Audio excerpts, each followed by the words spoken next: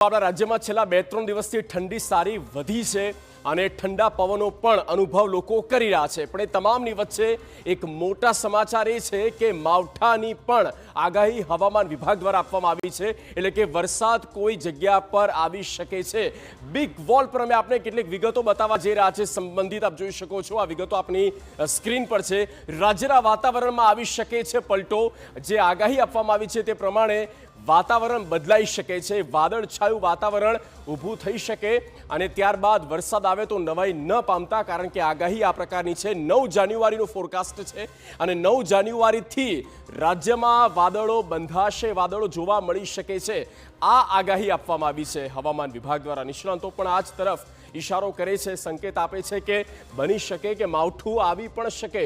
સૌરાષ્ટ્રના અનેક જિલ્લા એવા છે જ્યાં હવામાનમાં ફેરફાર અને વાતાવરણ બદલાઈ શકે છે। ખાસ તો તટીય જે વિસ્તારો છે, દરિયાકાંઠે આવેલા જેટલા પણ સૌરાષ્ટ્રના જિલ્લા છે ત્યાં આગાહી ખાસ કરીને આપવામાં આવી છે। દક્ષિણ ગુજરાતની વાત કરીએ તો ત્યાં પણ વાદળછાયું વાતાવરણ અનેક જિલ્લાઓમાં જોવા મળી શકે।